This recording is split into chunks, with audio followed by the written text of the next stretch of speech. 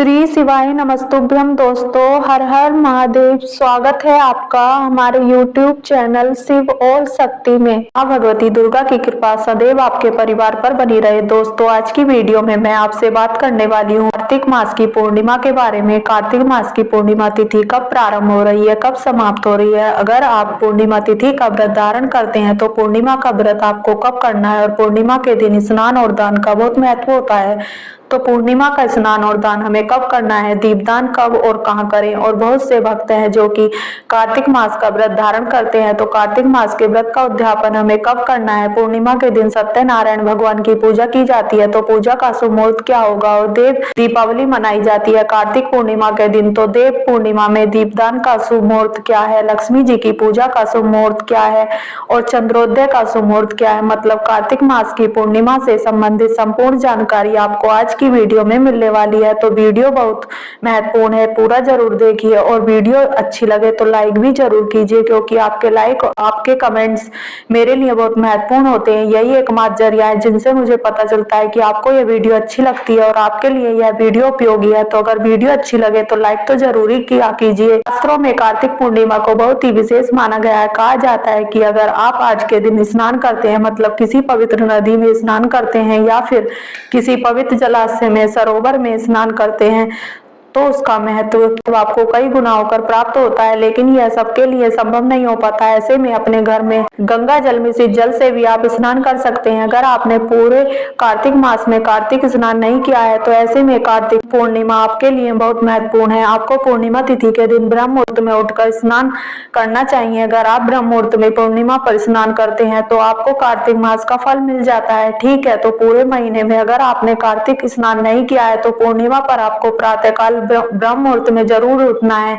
देखिए, वैसे तो कहा जाता है कि कार्तिक मास में प्रत्येक दिन किसी नदी में स्नान करना चाहिए। अगर ऐसा नहीं कर पाते हैं तो कम से कम किसी पवित्र नदी पर, जैसे कि पूरे महीने में 3 दिन अवश्य ही किसी पवित्र नदी में स्नान करना चाहिए। अगर यह भी नहीं हो पाता है तो अमावस्या पर, पूर्णिमा पर या फिर यम द्वितीया पर, इन तीनों दिनों में किसी भी एक दिन आप चाहें तो पवित्र नदी में स्नान कर सकते हैं। अगर ऐसा भी नहीं हो पाता है तो कार्तिक पूर्णिमा पर भी अगर आप चाहें तो गंगा इत्यादि नदियों में जाकर स्नान कर सकते हैं। अच्छा, मान लीजिए ऐसा भी नहीं संभव है, तो ऐसे में भी आप अपने घर में गंगा जल में से जल से स्नान कर लीजिए। ना जितना हो पाता है उतना तो आप कर ही सकते हैं। कार्तिक पूर्णिमा पर अगर आप विधि विधान से भगवान श्री हरि विष्णु की, माता लक्ष्मी की आराधना करते हैं, ब्रह्म मुहूर्त में स्नान करते हैं, ब्राह्मण को दान देते हैं या फिर ब्राह्मण को घर बुलाकर भोजन करवाते हैं और उन्हें जरूरत की सामग्रियों का दान करते हैं, तो इससे आपको कई गुना पुण्य फलों की प्राप्ति होती है। तो कार्तिक पूर्णिमा बहुत महत्वपूर्ण है। पूरे महीने में अगर आप स्नान नहीं कर पाते, दान नहीं दे पाते या फिर दीपदान नहीं कर पाते, तो यह एक दिन है जिस दिन आपको अधिक से अधिक दीपदान करना चाहिए, दान करना चाहिए अपनी सामर्थ्य के अनुसार। और स्नान तो ब्रह्म मुहूर्त में अवश्य ही करना चाहिए। अब बात करें पूर्णिमा तिथि कब प्रारंभ हो रही है, कब समाप्त हो रही है, तो देखिए 15 नवंबर 2024 को प्रातःकाल 6:19 पर पूर्णिमा तिथि समाप्त। 16 नवंबर 2024 सुबह 2:58 पर तो सूर्योदय कालीन तिथि के अनुसार 15 नवंबर 2024 को कार्तिक मास की पूर्णिमा मनाई जाएगी। एक ही दिन की पूर्णिमा है।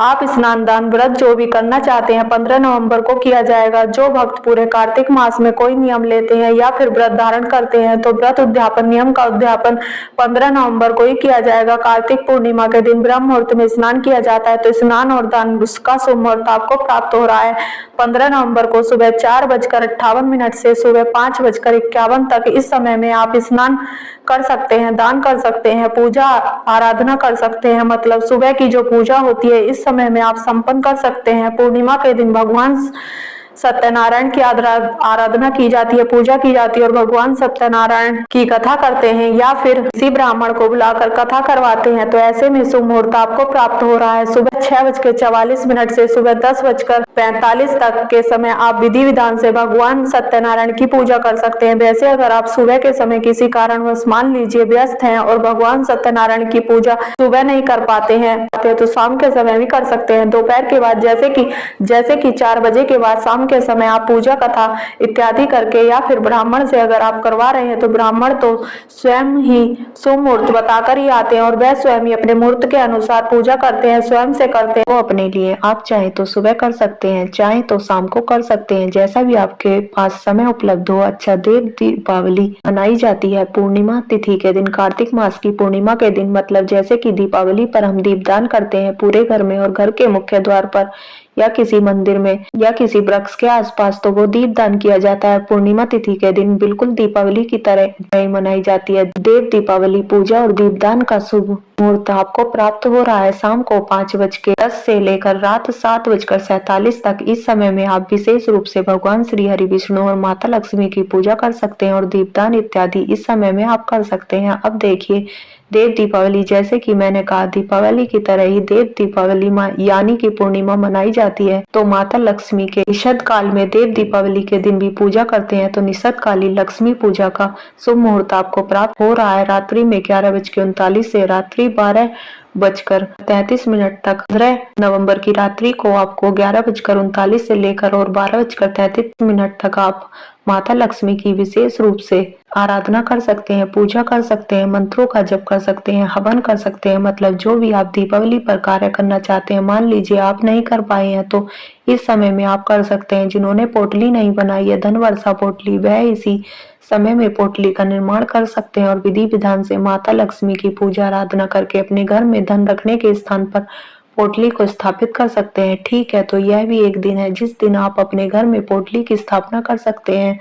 भक्त पूर्णिमा का व्रत करते हैं तो पूर्णिमा का व्रत चंद्रमा के दर्शन के बाद ही खोला जाता है। तो चंद्रोदय का शुभ मुहूर्त आपको प्राप्त हो रहा है शाम को 4:05 पर। इस समय में आप चंद्रमा के दर्शन करके उन्हें दूध से अर्घ देकर उनकी पूजा आराधना करके अपने मन की कामना कर सकते हैं। आप व्रत करते हैं तब भी आप चंद्रमा को अर्घ दे सकते हैं। तो जो भक्त व्रत नहीं कर पाते हैं वह भी शाम के समय स्नान इत्यादि करके अगर चंद्रमा को अर्घ देते हैं तो उनकी मनचाही कामना पूर्ण होती है। यह कार्य आप चाहे तो प्रत्येक पूर्णिमा पर कर सकते हैं, चाहे आप व्रत करते हैं या नहीं। दोस्तों, कार्तिक पूर्णिमा दिन प्रातः काल जल्दी उठ जाना चाहिए। उठकर नित्य कर्मों से निवृत्त होकर जाइए, स्नान कर लीजिए और भगवान सूर्य देव को जल देकर मंदिर में विधि विधान से श्री लक्ष्मी और नारायण की आराधना कीजिए। आज के दिन अगर आप लक्ष्मी नारायण की आराधना करते हैं तो मंत्रों का जप करते हैं, विष्णु सहस्त्र नाम का पाठ करते हैं या फिर माता लक्ष्मी के किसी भी मंत्र का जप करते हैं तो इसका फल आपको कई गुना होकर प्राप्त होता है। और हाँ, शीघ्र ही इसका फल आपको प्राप्त होता है, क्योंकि पूर्णिमा शब्द का मतलब ही होता है मन की कामना को पूर्ण करने वाली तिथि। इसलिए आज हम जो भी कामना करते हैं, जो भी संकल्प लेकर श्री हरि विष्णु और माता लक्ष्मी की पूजा हम करते हैं, निश्चित ही हमारी कामना वह पूर्ण होती है। कार्तिक मास की पूर्णिमा के कई नाम है।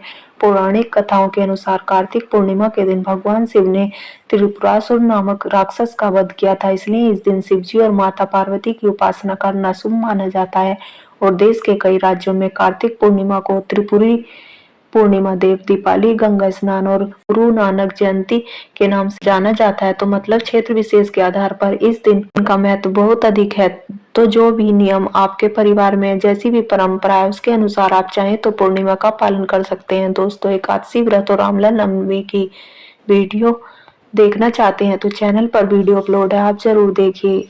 अगर आपका कोई भी प्रश्न हो या कोई भी विशेष वीडियो देखना चाहते हैं तो कमेंट बॉक्स में जरूर लिख दीजिए। तो कैसी लगी आपको ये वीडियो? अगर वीडियो अच्छी लगी हो वीडियो को लाइक करें, चैनल को सब्सक्राइब करें और कमेंट बॉक्स में हर हर महादेव अवश्य लिखें। धन्यवाद।